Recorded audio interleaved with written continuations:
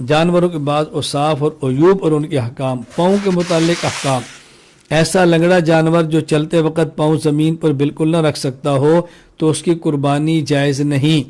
ہاں اگر وہ چلنے میں اس پاؤں سے کچھ سہارا لیتا ہو تو اس کی قربانی جائز ہے۔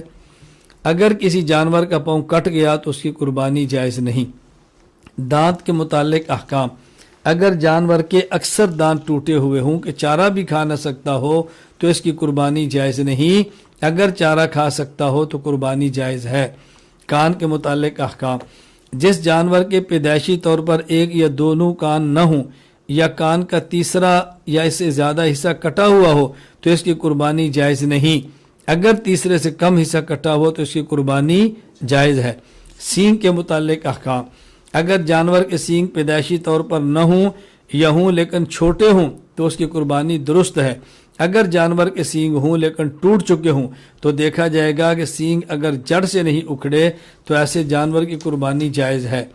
اگر سینگ جڑ سے اکھڑ چکے ہوں کہ اندر کا گودا ختم ہو چکا ہو اب اس جانور کی قربانی جائز نہیں۔ دم کے متعلق احکام۔ اگر جانور کی دم تہائی حصہ سے کم کٹی ہوئی ہو تو قربانی جائز ہے، اگر تہائی یا اس سے زائد کٹی ہوئی ہو تو قربانی جائز نہیں۔ تھنوں کے متعلق احکام۔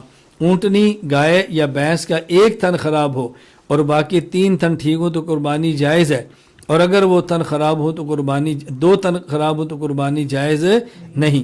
بکری وغیرہ کا ایک تھن خراب ہو تو اس کی قربانی بھی جائز نہیں۔ جانور کے تھن سے دودھ نکلتا ہو اگرچہ کم نکلتا ہو تب بھی اس کی قربانی جائز ہے، کیونکہ یہ آب و ہوا، غذا اور عمر کا اثر ہے۔ ان عوامل کی وجہ سے دودھ کم یا زیادہ ہوتا رہتا ہے، اس لیے یہ عیب کی بات نہیں۔ آنکھ کے متعلق احکام۔ کانے اور اندھے جانور کی قربانی جائز نہیں۔ ناک کے متعلق احکام۔ جس جانور کی آدھی یا اس سے زائد زبان کٹی ہوئی ہو تو اس کی قربانی جائز نہیں، اگر آدھی سے کم کٹی ہو تو قربانی جائز ہے۔ حاملہ کے متعلق احکام۔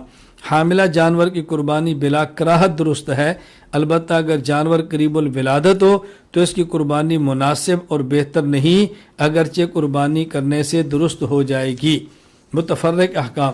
خصی جانور کی قربانی کرنا جائز بلکہ افضل ہے۔ بہت زیادہ کمزور جانور جس کی ہڈیوں میں گودا باقی نہ رہے اس کی قربانی جائز نہیں۔ جانور پہلے سے ہی سالم تھا، ذبح کرتے ہوئے کوئی ایسا عیب پیدا ہو گیا جس کے ہوتے ہوئے قربانی جائز نہیں ہوتی تو ایسا عیب معاف ہے، جیسے گراتے وقت جانور کی ٹانگ ٹوٹ گئی یا بھاگنے کی وجہ سے جانور اس جگہ ٹکرایا اور اس کی آنکھ ضائع ہو گئی تب بھی اس کی قربانی درست ہے۔ بڑے جانور میں شراکت کے احکام۔ بڑے جانور اونٹ، اونٹنی، بیل، گائے، بھینسا، بھینس میں زیادہ سے زیادہ 7 افراد شریک ہو سکتے ہیں۔ 7 سے زائد افراد کا شریک ہونا جائز نہیں۔ اگر کسی جانور میں 7 سے زائد افراد شریک ہوں گے تو کسی کی بھی قربانی صحیح نہیں ہوگی۔ یہ احکام صرف بڑے جانور کے ہیں، بکری، بھیڑ وغیرہ صرف ایک آدمی کی طرف سے کفایت کرتی ہے۔ بڑے جانور میں شرکاء کی تعداد 7 سے کم ہو، مثلا 4 یا 5 ہو تب بھی قربانی درست ہے۔